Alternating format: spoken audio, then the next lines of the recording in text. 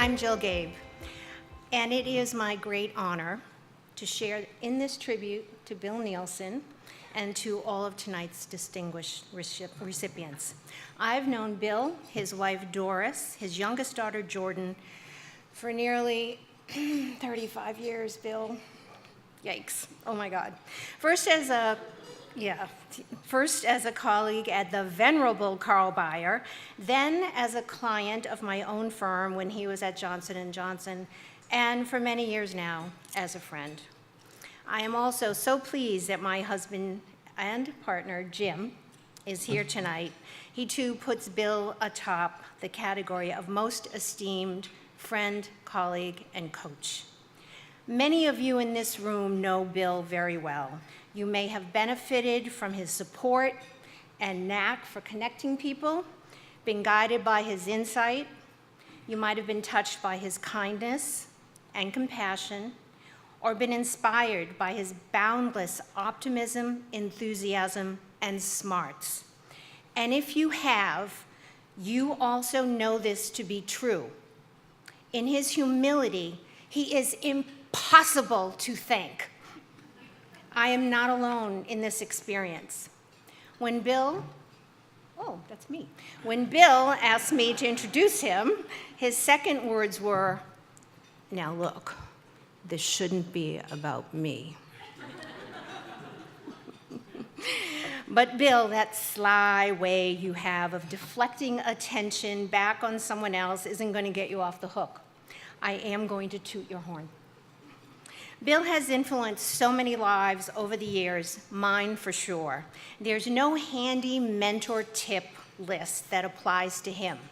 He just does mentoring by Bill, and it doesn't get better than that. He is a case study, if there ever was one, of the hallmarks of a gifted mentor and coach. Here's what I mean. Bill is admired for speaking truth to power. Now, this is a term that gets bandied about a lot these days. It dates back to our founding fathers and is, in essence, how Bill models behavior. He is unfailingly confident and courageous, honest and honorable. His passion and commitment and risk-taking, always accompanied by tact and diplomacy, are aimed at doing the right thing, not ever what's expedient or self-serving.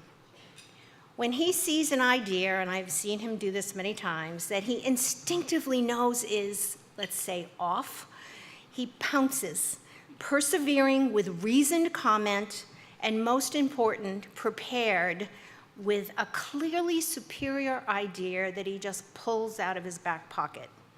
Never pompous or pious, Bill offers up his vast knowledge of business, management, life, with a dollop of wit, which to this Boston girl means he has a wicked sense of humor. Bill speaks his truths to all manner of powerful people with a rare combination of humility, sensitivity, and generosity of spirit. He always expands the center of attention beyond himself to agency partners, his internal team, colleagues, friends.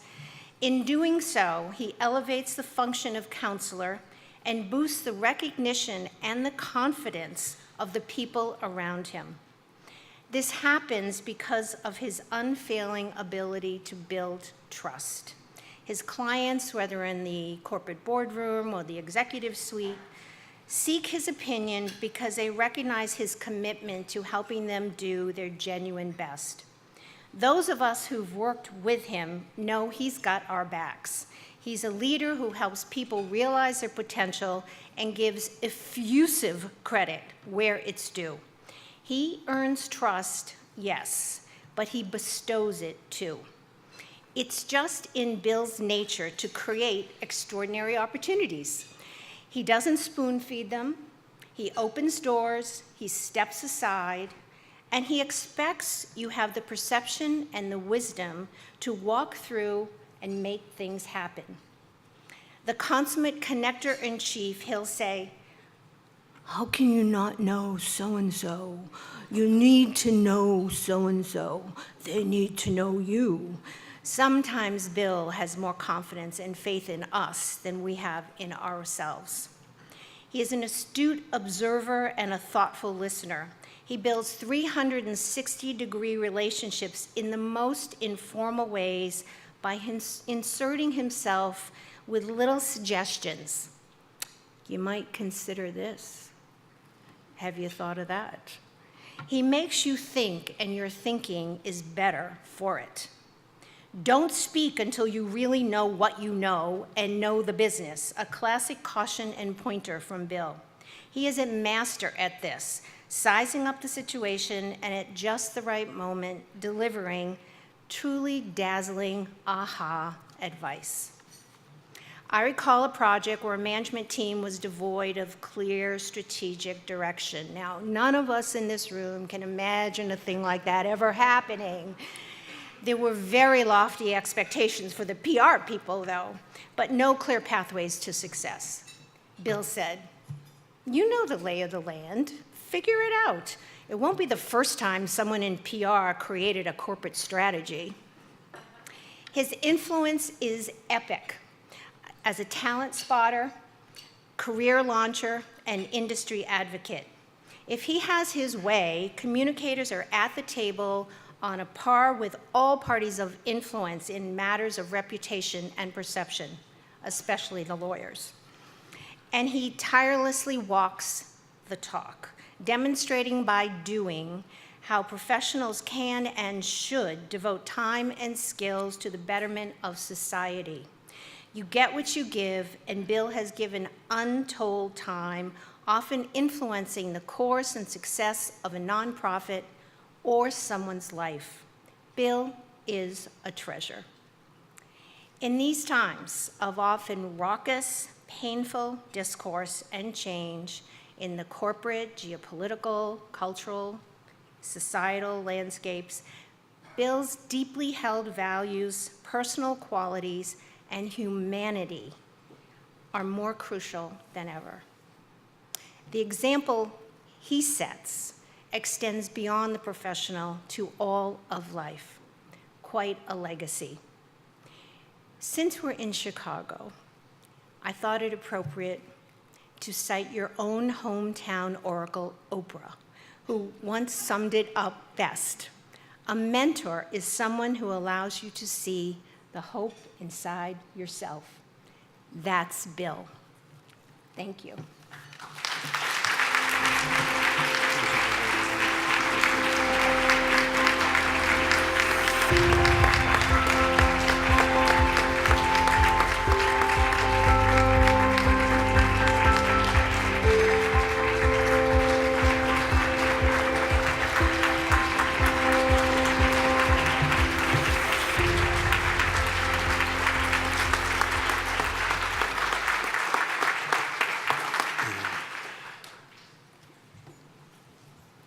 Thank you, Jill, for those very kind remarks. It took me a while to figure out she was trying to talk about me. I appreciate all that background. And thank you all for being here tonight. I am very proud and moved by this honor, and I sincerely appreciate the decision of the advisory board to add my name to the legacy of this great organization. I mean that sincerely. I also think it's important to give a shout out to, on behalf of our profession, to all of the work and the support that we receive from the College of Communication and Information Services at the University of Alabama. You have spread Betsy's vision and influence in many different places, and we are all better off for the commitment that you have done that. So to all of you who cheer for the Crimson Tide, thank you very much on behalf of our profession.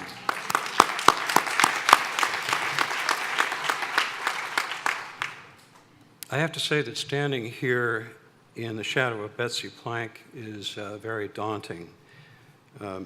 you'll recall it was President Lincoln who taught us to think about shadows that were cast by tall trees as an attempt to explain what reputation was all about. He reminded us that the shadow was what we thought about the thing, but the tree was the real thing. Well, Betsy Plank was the real thing. And although she wasn't a giant in terms of stature, she cast a very long shadow that continues to be seen through the enormous contributions that she has made to the growth and the development of our profession, and to the development of so many who practice in our field of public communications. Her genius was that she believed in nurturing the tree and not just the shadow. To be seen in that light of her shadow is, I have to tell you, very humbling. In the 40 years since I've been practicing, I have developed a huge passion for our profession, starting in the Air Force as a public information officer, and then with the firm Carl Bayer and Associates, and then Hill and Knowlton, and then finally landing at Johnson & Johnson, where I found a credo that perfectly framed in my mind the importance of what we do and how it relates to the development of corporate cultures. But that's another speech. Along the way, I've been fortunate to play leadership roles in many of the organizations that surround our profession, including the Institute for Public Relations, the Arthur Page Society, the Seminar, and now with the Arthur W. Page Center for Integrity in Public Communications at Penn State. Through all of these experiences and with all of the people that I have seen, I have come to believe that our profession, this thing we do, is a calling that demands our acceptance of a number of responsibilities for who we are, what we believe, and the importance of the essential skills that we bring to the organizations that we represent. Our field, you see, is different from other functions of management, largely because we are driven by a strong sense of purpose and by the singular objective that we have of helping our organizations to be successful in their chosen fields of endeavor. This, I believe, is a very high calling, especially in these times with such disruption in our society. I don't know if we could possibly count the number of ways in which mentoring and mentorships have become so important to our practice, but also to our future. In the midst of such turbulent times, we, I believe, are at the very center of this stormy moment with the skills and the values to help find the way forward. We need to listen carefully and hear clearly the voices of every constituent group. We know there is great disaffection and loss of trust, but we also know there is great promise. These times demand the very best from us, from each of us. We must commit to meeting that demand and to answering our calling with the unique skills that we have and the values that we hold. In the face of the loss of trust and the disruptions in society, our duty to mentor takes on enormous responsibility and consequence. We must assure the development of a new generation of young women and men who are devoted to the truth and integrity in public communication. The truth and fact-based reporting should be the irrefutable standard for all those who take on the responsibility of communicating with the public. This is the standard against which all should be measured, and especially those who choose to enter our field. I truly believe we represent the hope for the restoration of public trust in all facets of society, in the institutions that make up the structure of our society, as well as the clients that we seek to serve. This is a high calling and a very important responsibility. It is, frankly, a responsibility that is simply too big to fail. Part of meeting that responsibility is to find the very best and the brightest, to mentor them in ways that will instill our values and to help them find the opportunities to begin developing their careers. That's why I am so appreciative of what you are doing through the Planck Center and why I am so deeply honored and so happy to be with you this evening. Thank you very much.